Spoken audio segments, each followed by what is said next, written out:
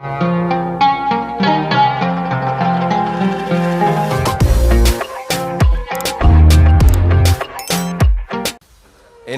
പൊതുപ്രവർത്തന കാലഘട്ടത്തിൽ വടകരയിലെ ജനങ്ങൾക്ക് വേണ്ടി നിലപാടെടുക്കാൻ, വടകരയിലെ ജനങ്ങൾക്ക് വേണ്ടത് ചോദിക്കാൻ, വടകരയിലെ ജനങ്ങൾക്ക് വേണ്ടത് പറയാൻ, വടകരയിലെ ജനങ്ങൾക്ക് വേണ്ടത് ചെയ്യാൻ എക്കാലത്തേക്കുമുള്ള സ്നേഹം നിങ്ങൾ തന്നു കഴിഞ്ഞിരിക്കുന്നു എന്നുള്ളത് ഇന്ന് ഇവിടെ നിൽക്കുമ്പോഴും എനിക്ക് ഓർമ്മപ്പെടുക.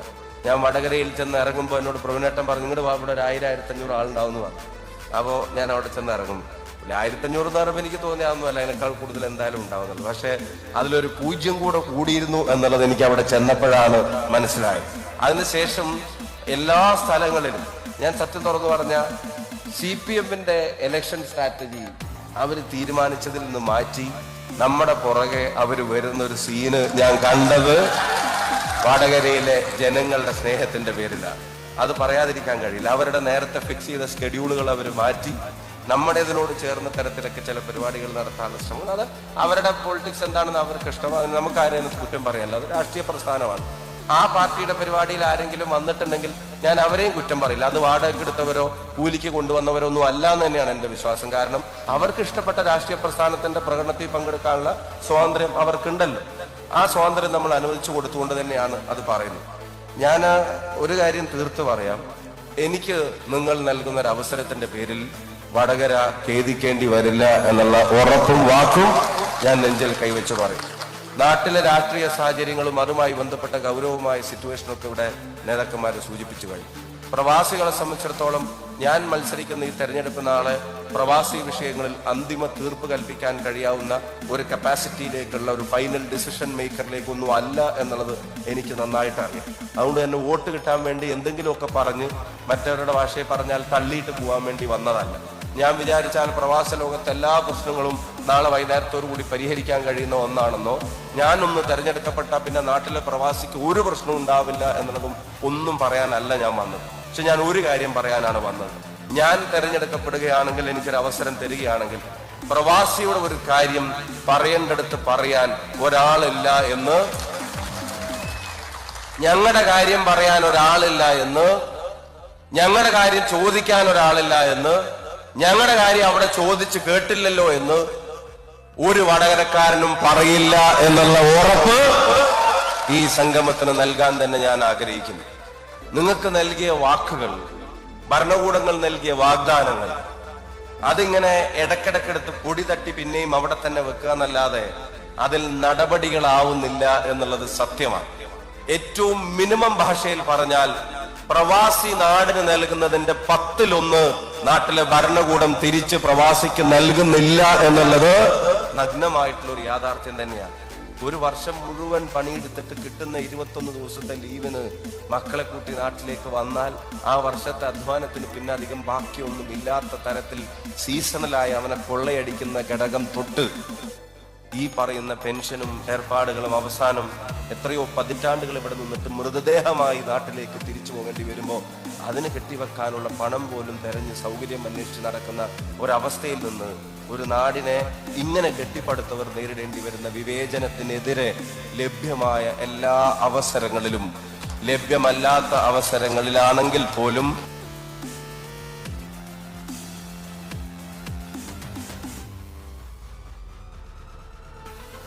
നമുക്ക് അങ്ങനെ ഒരു അവസരം കിട്ടുകയാണെങ്കിൽ അതിനവിടെ റൺ ചെയ്യാനും നമ്മൾ ഉദ്ദേശിക്കുന്ന സംവിധാനത്തിൽ അതിന്റെ പ്രവാസികളുടെ കാര്യം അറ്റൻഡ് ചെയ്യാൻ മാത്രം പ്രത്യേക സംവിധാനങ്ങൾ ഉണ്ടായിരിക്കും എന്നുള്ള ഉറപ്പ് കൂടി ഞാൻ നൽകാൻ ആഗ്രഹിക്കുന്നു. നിങ്ങൾക്ക് നേരിട്ട് ബന്ധപ്പെടാൻ, നിങ്ങളുടെ നാട്ടിലുള്ളവർക്ക് അവരുടെ കാര്യങ്ങൾക്കും നിങ്ങളുടെ കാര്യങ്ങൾക്കുമായിട്ട് ബന്ധപ്പെടാൻ, അല്ലെ പ്രവീണേട്ട, നമ്മൾ ആലോചിച്ച ഒരു കാര്യം, അങ്ങനെ ബന്ധപ്പെടാൻ ഒരു സംവിധാനം നമ്മൾ വടകര പാർലമെന്റ് മണ്ഡലത്തിന്റെ കീഴിൽ ഒരുക്കും. ആ കാര്യവും നിങ്ങളുടെ നേരിട്ട് തന്നെ നിങ്ങളോട് വന്ന് പറയാനാണ് ഞാൻ ആഗ്രഹിക്കുന്നത്. ഇനി വേറെ ദീർഘമായിട്ടുള്ള രാഷ്ട്രീയമൊന്നുമില്ല. ഈ എന്തോ മുന്നേ എതിർ സ്ഥാനാർത്ഥിയെ സംബന്ധിച്ചു പിന്നെ അതിലേക്കൊന്നും ഞാനിപ്പോൾ കിടക്കുന്നില്ല. ഒറ്റ കാര്യം മാത്രം, ഒരു കാര്യം മാത്രം, എന്നോടിങ്ങനെ ആളുകൾ ഇങ്ങനെ ശക്തിയെ സംബന്ധിച്ചൊക്കെ ഭയങ്കര സ്ട്രോങ് ആയിട്ടുള്ള സ്ഥാനാർത്ഥിയൊക്കെ ആളുകളെ സംബന്ധിച്ചൊക്കെ ഞാൻ എല്ലാവരെയും ബഹുമാനത്തോടെയാണ് കാണുന്നത്. എല്ലാ സ്ഥാനാർത്ഥികളെയും ഞാൻ ആദരവോടെയാണ് കാണുന്നത്. എല്ലാവരുടെ സ്ഥാനാർത്ഥിത്വത്തിനും അതിൻ്റെതായ ബഹുമാനം ഞാൻ കൊടുക്കുന്നുണ്ട്. അപ്പൊ ഇന്നും ഇപ്പൊ എന്നോട് ചോദിച്ചു, എന്താണ് ഇങ്ങനെ കോൺഫിഡൻസ് എന്ന് ചോദിച്ചു. എന്റെ കോൺഫിഡൻസ് ഇതാ ഈ നിൽക്കുന്ന ആളുകൾ തന്നെയാണ്. നാട്ടിലുള്ള വടകരക്കാർ തന്നെയാണ് എന്നുള്ളത് ഞാൻ സൂചിപ്പിക്കാൻ ആഗ്രഹിക്കുക. കാരണം ശക്തി ജനാധിപത്യത്തിലേത് സ്ഥാനാർത്ഥിയല്ല, ജനാധിപത്യത്തിലെ ശക്തി ജനങ്ങളാണ് എന്നുള്ള തിരിച്ചറിവ്, ആ തിരിച്ചറിവ് പകർന്നു തന്ന ഉമ്മൻചാണ്ടി സാറിനെ പോലൊരു നേതാവിന്റെ കൈപിടിച്ചാണ് ഞങ്ങളൊക്കെ മുന്നോട്ട് വന്നിട്ടുള്ളത്. പിന്നെ നാട്ടിൽ ഞാൻ ആരുടെ കൂടെയാണ് ഉള്ളത് എന്നുള്ളതും കൂടെ ഓർക്കണം.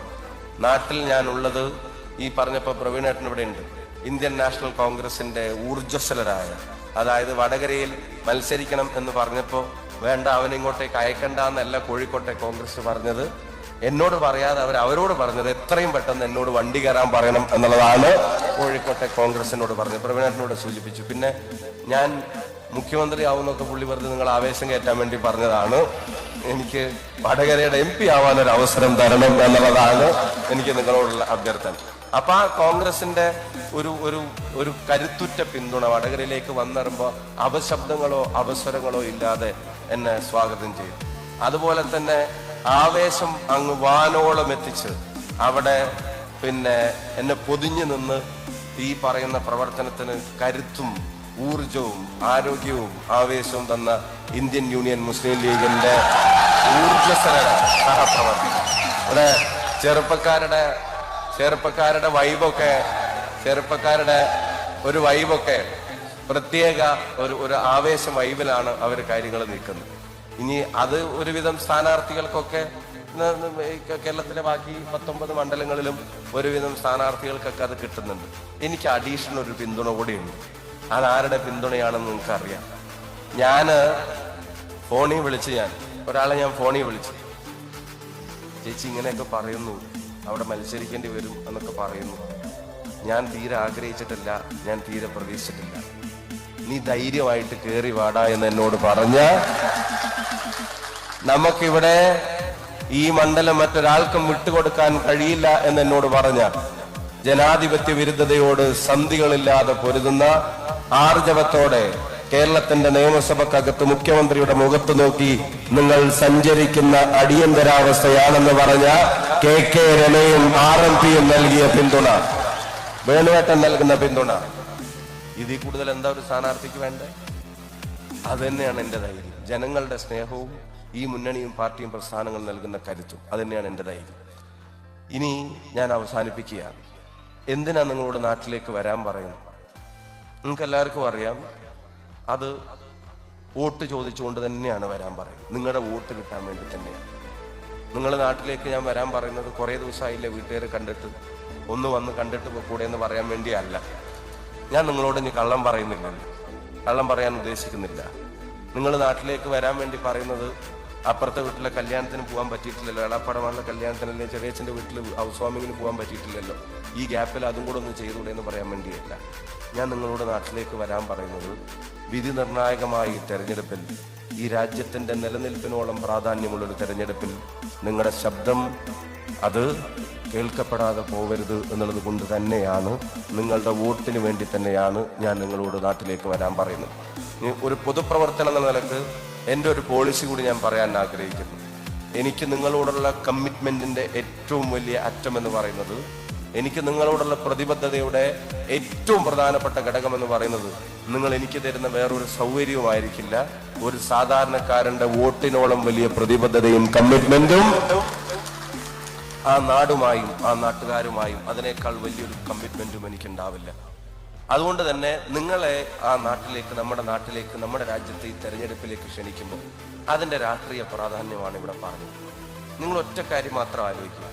ഞങ്ങൾ 400 സീറ്റ് ജയിക്കും എന്ന് പ്രവചിച്ച് നടന്ന ചില ആളുകൾ, ഞങ്ങൾ 400 സീറ്റിലധികം ജയിക്കാൻ പോവുകയാണ് എന്ന് പ്രഖ്യാപിച്ച ചില ആളുകൾ, ആ 400 സീറ്റ് ജയിക്കുമെന്ന് പറഞ്ഞിട്ടും ഈ തെരഞ്ഞെടുപ്പിന്റെ മണിക്കൂറുകൾക്ക് മുമ്പ് രാജ്യത്തെ ജനങ്ങളെ ജാതിയുടെയും മതത്തിന്റെയും പേരിൽ കമ്പാർട്ട്മെന്റുകളാക്കാൻ നടത്തുന്ന ഒരു ശ്രമം, ഒരു വിഭാഗീയ വിജ്ഞാപനം നിങ്ങൾ കണ്ടു. ഞാൻ ഒറ്റ കാര്യം ചോദിക്കുന്നു, 40 രൂപക്ക് പെട്രോൾ തരാമെന്ന് പറഞ്ഞു, കിട്ടിയോ? 40 രൂപക്ക് നാട്ടിൽ ഡീസൽ കൊടുക്കാന്ന് പറഞ്ഞു, കിട്ടിയോ? 400 രൂപക്ക് ഗ്യാസ് കൊടുക്കാമെന്ന് പറഞ്ഞു, കിട്ടിയോ? ഇവിടെ നായി പ്രവാസികൾക്ക് ഒരുപാട് പദ്ധതികൾ പ്രഖ്യാപിക്കപ്പെട്ടു, കിട്ടിയോ? 2 കോടി തൊഴിലവസരങ്ങൾ, അതൊന്നും നൽകാനില്ലാത്തപ്പോ പിന്നെ എന്തിനാണ് ഈ ഹോളിൽ തൊട്ടപ്പുറത്തിരിക്കുന്നവന്റെ ജാതി ആരെങ്കിലും നോക്കിയോ? മുമ്പിലിരിക്കുന്നവന്റെ മതം ആരെങ്കിലും നോക്കിയോ? ഇങ്ങനെ തിങ്ങി നിറഞ്ഞു നിൽക്കുമ്പോൾ ഞാൻ ഒരാളെയും കൂടെ അഡ്രസ് ചെയ്യാൻ ആഗ്രഹിക്കുകയാണ്.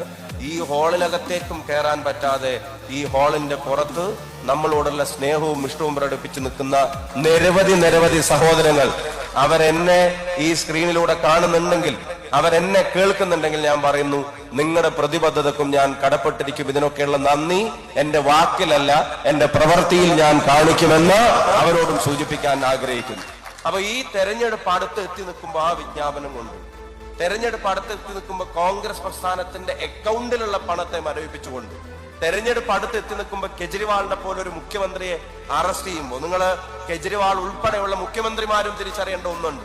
കോൺഗ്രസിന്റെ ഭരണം അവസാനിപ്പിക്കാൻ ആരുമായും കൂട്ടുകൂടി രാംലീല മൈതാനത്ത് നിരവധി സമരങ്ങളുടെ പരമ്പരകൾ നടത്തിയിട്ട് ആ ഭരണത്തെ അഴിമതി ഭരണമെന്ന് ചിത്രീകരിച്ച് ഇല്ലാത്ത പൂജ്യത്തിന്റെ കഥകൾ ഒരു CAG റിപ്പോർട്ടിന്റെ പേരിൽ ആ ഗവൺമെന്റിനെ വലിച്ചു കീറി താഴെ ഇറക്കി ഇവരെ അധികാരത്തിൽ വരാൻ സഹായിച്ച ഘടകങ്ങൾ എന്തൊക്കെയാണെന്ന് അറിഞ്ഞിട്ടും അവസാനം ഫാസിസം ഒരു മുഖ്യമന്ത്രിയോട് അനീതി കാണിച്ചപ്പോ ആ അനീതിക്കെതിരെ കശ്മീർ മുതൽ കന്യാകുമാരി വരെ രാത്രി 12 മണിക്ക് MK രാഘവനും പ്രവീണും ഉൾപ്പെടെയുള്ള ആളുകൾ തെരുവിൽ സമരം നടത്താൻ അപ്പ ഉണ്ടായതും കെജ്രിവാളിന് വേണ്ടി നിന്നതും അതേ ഇന്ത്യൻ നാഷണൽ കോൺഗ്രസ് തന്നെയാണ് എന്നുള്ളത് ഈ നാടിന്റെ ജനാധിപത്യ ബോധമുള്ള ആളുകൾ, കേരളത്തിലാണെങ്കിൽ നമ്മുടെ UDF, നമ്മളാണ് കെജ്രിവാളിന് വേണ്ടി സമരം നടത്താൻ ഇറങ്ങിയത്. നമ്മുടെ ഗവൺമെന്റിനെ അന്ന് താഴെ ഇറക്കാൻ എന്തെല്ലാം ഉണ്ടായി നിങ്ങൾ ആലോചിക്കുക. അപ്പൊ ജനാധിപത്യം അപകടത്തിലാണ് എന്നുള്ളത് അതൊരു ചെറിയ കാര്യം. കേവലം വടകരയിലെ ഒരു വോട്ടും നമ്മുടെ ഒരു വിജയം എന്നുള്ളത് മാത്രമല്ല, രാജ്യത്തിന്റെ തെരഞ്ഞെടുപ്പിൽ നിങ്ങൾ നടത്തുന്ന ഒരു ഇടപെടലാണ്. അതുകൊണ്ട് ഒരുപാട് ബുദ്ധിമുട്ടില്ലെങ്കിൽ നിങ്ങളൊന്ന് വരണം.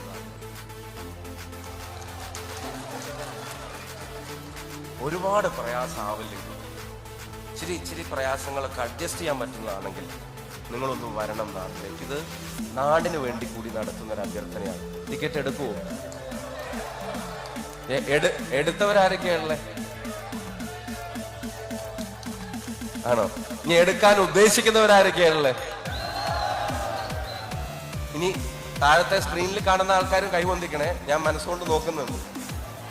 ഇനി ഒരു കാരണവശാലും എടുക്കാൻ പറ്റില്ലെങ്കിൽ, ഓരോരുത്തരും ഓരോ സാഹചര്യമായിരിക്കുമല്ലോ, നമുക്ക് ആരെയും കുറ്റം പറയാൻ കഴിയും.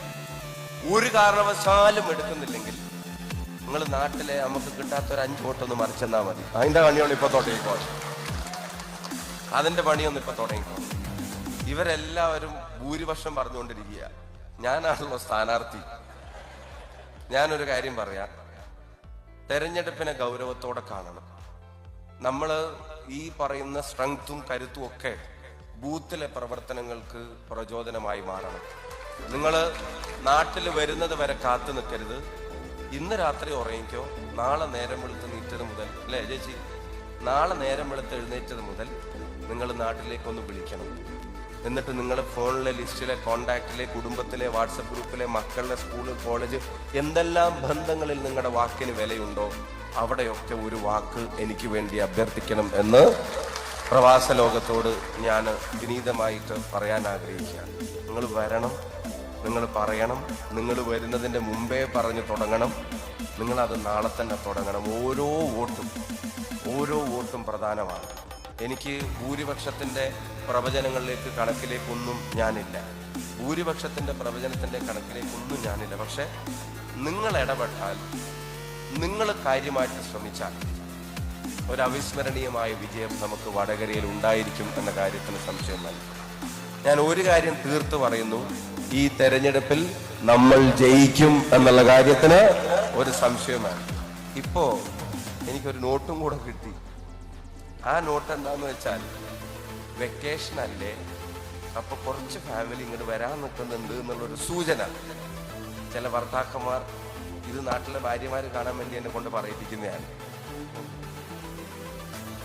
നിങ്ങൾ വെക്കേഷൻ കുട്ടികളെ എപ്പോഴെങ്കിലും കാണാൻ കിട്ടുന്നതാണ് നിങ്ങൾക്ക്. കാരണം അത്രയും അധ്വാനിച്ചിട്ട് ആകെ ഒരു കുറച്ച് ദിവസം ചിലർക്ക് കുടുംബത്തോടൊപ്പം നിൽക്കാൻ പറ്റും. അതൊന്ന് 26-ാം തീയതി വരെ ഒന്ന് മാറ്റി വെക്കണേ എന്നുകൂടെ നിങ്ങളോടും നാട്ടിലുള്ളവരോടും അഭ്യർത്ഥിക്കാം. നിങ്ങളൊരു കാര്യം ചെയ്തോ, നിങ്ങളിപ്പോൾ അങ്ങോട്ട് വരാൻ തീരുമാനിക്കും. എന്നിട്ട് പെരുന്നാളോടുകൂടി അങ്ങോട്ട് വരിക. എന്നിട്ട് 26-ാം തീയതി വോട്ടെടുപ്പ് കഴിഞ്ഞിട്ട് ഭാര്യനെയും കൂട്ടി, മക്കളെയും കൂട്ടി ഇങ്ങോട്ടേക്ക് വരിക. എന്നിട്ട് പിന്നെ വോട്ടെണ്ണുന്നതിൻ്റെ മുമ്പ്, സ്കൂൾ തുറക്കുന്നതിൻ്റെ മുമ്പ് വന്നാൽ മതി. അത് നമുക്ക് തമ്മിൽ ഒരു ഡീലിൽ ഏർപ്പെടാൻ പറ്റുമോ? ഡീൽ. ഞാനിപ്പോൾ നാട്ടിൽ നമ്മുടെ കുട്ടികൾക്ക് ഇങ്ങനെയാണ് ഡീല് കൊടുക്കുന്നത്. ഒന്ന് ശ്രദ്ധിക്കണേ, ഇപ്പൊ അവരോട് വരണ്ടെന്ന് പറയണം. കാരണം ഇനി ഒന്ന് വന്നാൽ പിന്നെ ആ ദിവസത്തിന്റെ ഉള്ളിൽ തിരിച്ചു പോകാനൊക്കെ പറ്റിയില്ലെങ്കിൽ പ്രയാസമായി. അവര് ഈ ഭാര്യ എനിക്കെതിരാവൂലല്ലോ. ഇന്നലെ ക്യാൻസൽ ചെയ്തു ടിക്കറ്റ് എന്ന് പറയുന്നു. അതെല്ലാവരോടും പറയണം, നാട്ടിലെല്ലാവരെയും വിളിച്ചിട്ട് പറയണം. ഒന്നല്ലെങ്കിൽ പോസ്റ്റ്പോൺ ചെയ്യുക, അല്ലെങ്കിൽ അടുത്തൊരു അവസരത്തിലേക്ക് മാറ്റുക. അത്രയും പ്രധാനപ്പെട്ട ഒരു തെരഞ്ഞെടുപ്പ് ആയതുകൊണ്ടാണ്. എന്നാലേ ഈ ചെയ്ത എല്ലാ കഠിനാധ്വാനത്തിനും റിസൾട്ട് ഉണ്ടാവുകയുള്ളൂ. ഞാൻ അവസാനിപ്പിക്കുന്നു. നിങ്ങൾ തന്ന നിങ്ങൾ തന്ന ഉജ്ജ്വലമായ രവിയേട്ട എല്ലാരോടും നിങ്ങൾ തന്ന ഉജ്ജ്വലമായ ഈ സ്വീകരണം വടകരയിലേതുപോലെ ഞാൻ ഫേസ്ബുക്കിൽ ഒരു വരി കണ്ടു, ഷാർജയെ വടകരയാക്കി നിങ്ങൾ മാറ്റിയിരിക്കുന്നു എന്നുള്ളത് ഞാനൊരു വരി കണ്ടു. അതിനുള്ള നന്ദി ഞാൻ വാക്കുകൊണ്ട് പറയുന്നില്ല. അതിനുള്ള നന്ദി എന്റെ പ്രവൃത്തിയിൽ കാണിക്കും എന്ന് 1000 തവണ ഉറപ്പിച്ചു പറഞ്ഞുകൊണ്ട് ഹൃദയത്തോട് ചേർത്ത് പിടിച്ച് അഭിവാദ്യങ്ങൾ നേർന്നുകൊണ്ട് നിർത്തുന്നു. നന്ദി, നമസ്കാരം, ജയ് ഹിന്ദ്. ഈ തെരഞ്ഞെടുപ്പ് നമ്മൾ ജയിച്ചിരിക്കും എന്നുള്ള ഉറപ്പ്